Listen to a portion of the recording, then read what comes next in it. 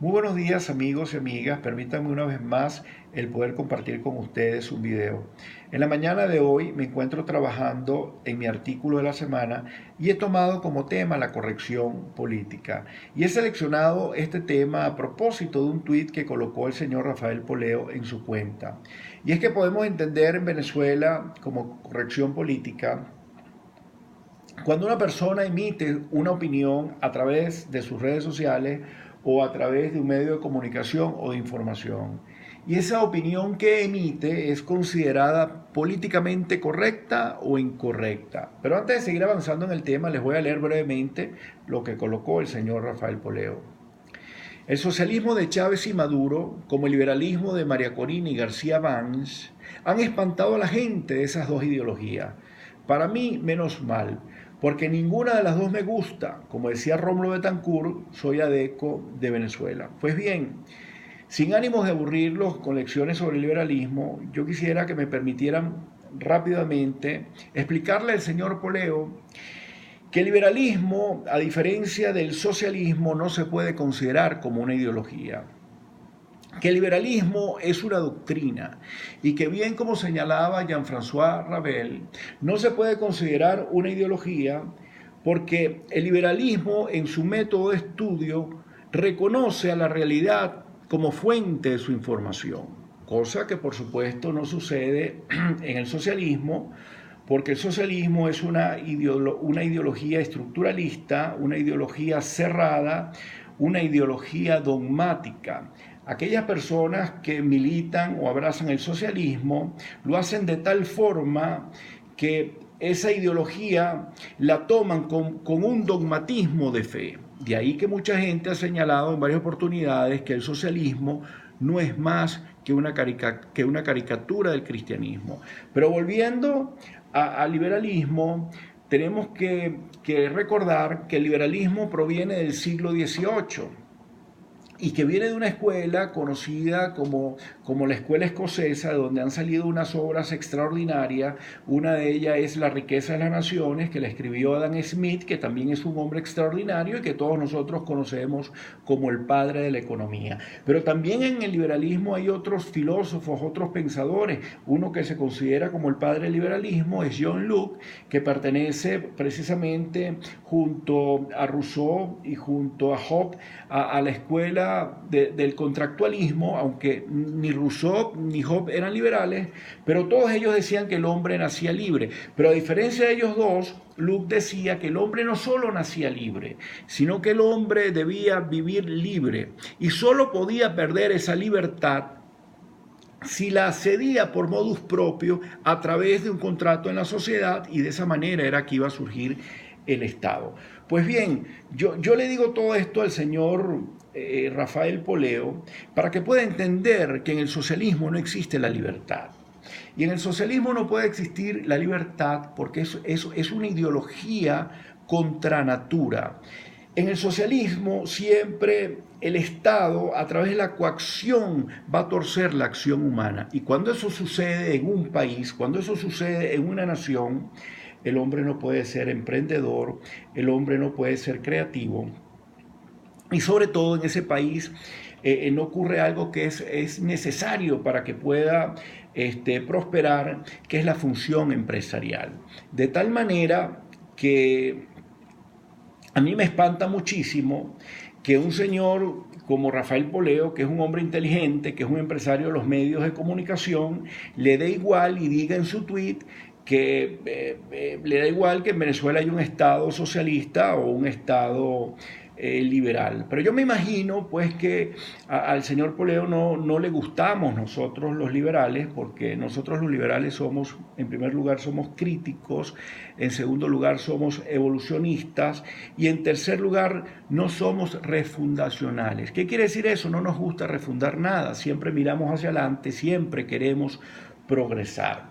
Y yo sí he visto, porque yo sigo al señor Rafael Poleo en sus cuentas en sus cuentas de las redes, yo he visto que él últimamente anda en una onda como querer refundar algo, como traer algo del pasado, y lo que quiere, creo yo, que lo que quiere refundar es el viejo orden político de la partidocracia punto fijista.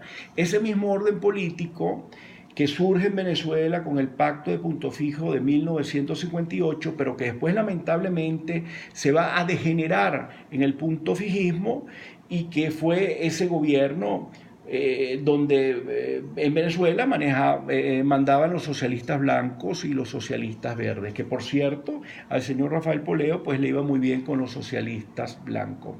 Entonces así vemos que cuando hombres inteligentes hacen declaraciones y hacen unos tweets inteligentes y honestos, como es el señor, como son los del señor García Banks, entonces como no son conforme con la narrativa de la oposición, como no son conformes con la narrativa del establishment del Frente Amplio, bueno, entonces considerado como una persona políticamente incorrecta.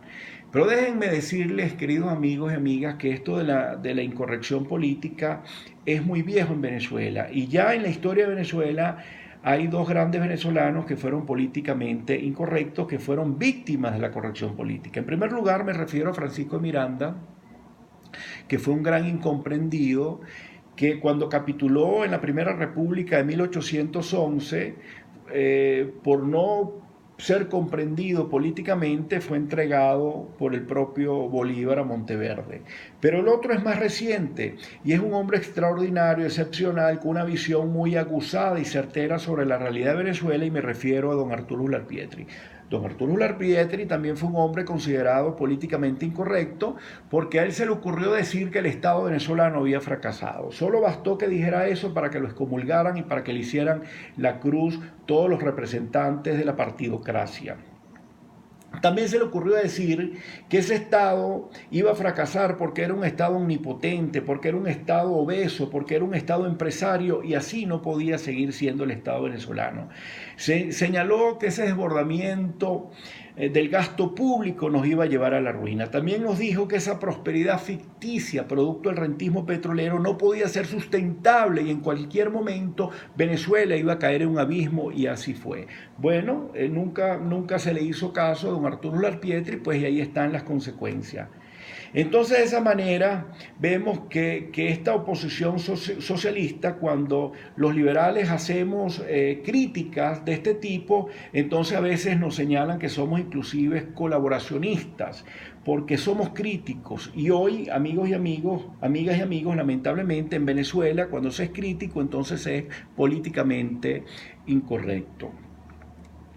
Miren, yo sí creo que en Venezuela tiene que venir un cambio, pero no un cambio como el que pretende el señor Poleo, que es traer del pasado o restaurar el pasado con todos esos complejos socialistas que tenían esos partidos que fueron fundados a partir de 1928 con la generación del 28. Yo creo que el cambio que tiene que haber en Venezuela tiene que ser un cambio radical. Y ese cambio empieza en la medida que nosotros podamos enterrar a ese zombi que anda por ahí deambulando, a ese cadáver insepulto que precisamente es el socialismo y que le ha hecho tanto daño a Venezuela y a Latinoamérica. A mí me preocupa mucho, y yo digo que cómo es posible que aún en Venezuela existan partidos que están inscritos en la Internacional Socialista, por Dios. Esa misma Internacional Socialista que fue la segunda y la fundó Federico Engels. Y es en esa misma Internacional Socialista donde se han sentado en asambleas internacionales los representantes de Evo Morales, los representantes del carnicero de Managua, que es Daniel Ortega, los representantes de Lula, los representantes de las Kirchner, los representantes de todos los partidos socialistas y comunistas de Latinoamérica se han sentado en la misma mesa con los representantes de nuestros partidos que hoy conforman la oposición y que son partidos socialistas. Pero más me preocupa que muchos de nuestros jóvenes políticos, de nuestros diputados que integran esos partidos socialistas, sigan militando ahí. Y me preocupa muchísimo que esos jóvenes no puedan superar esa línea de pensamiento de esos partidos políticos. Que, por ejemplo, no puedan superar al neomarxismo, que el neomarxismo no es más que la careta de la ideología de género, no es más que el antifaz del indigenismo, del derecho humanismo, no es más que que un disfraz de lo que conocemos como el ambientalismo. Me preocupa que esos jóvenes no puedan superar también el neonacionalismo, que no puedan superar el cepalismo, que no puedan superar las concepciones de la teoría de la dependencia, que no puedan superar el capitalismo de Estado, que no puedan superar ese keynesianismo, es decir, ese estado de bienestar keynesiano. Y de esa manera, pues, van a llevar a Venezuela nuevamente al fracaso. Yo conozco a muchos de ellos y sé que son personas, muchachos sanos, muchachos honestos. Pero también tengo que decir que he escuchado a muchos de esos amigos diputados que pertenecen a esos partidos socialistas. Me lo han dicho a mí y lo he escuchado a través de los medios de comunicación, que han señalado que el socialismo de Chávez no funcionó porque no existía una verdadera justicia social. Válgame Dios, miren, eso es un concepto espurio. La justicia social no existe.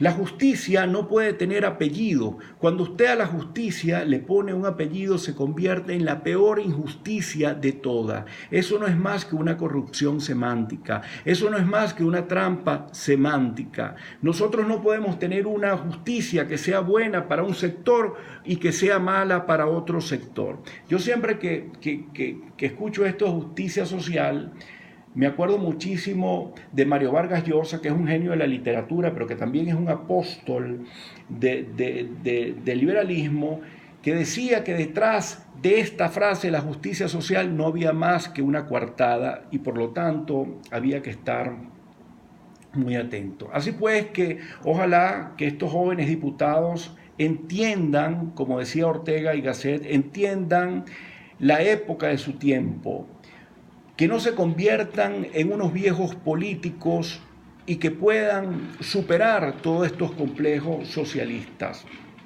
Yo sí creo que en Venezuela, y con esto quiero terminar, yo sí creo que en Venezuela hace mucha falta personas que sean políticamente incorrectas. Yo sí creo que hace falta gente crítica para que de una vez por todas podamos superar esta sociedad de cómplices. Yo quisiera ver muy pronto en Venezuela, con el cambio que ya se avecina, si Dios quiere, Dios mediante, yo quisiera ver en Venezuela más debates de ideas y menos debates de personalidades. Porque créanme, mis queridos amigos, que eso es lo que le hace falta hoy a Venezuela. Ideas democráticas, ideas republicanas, pero sobre todo ideas liberales.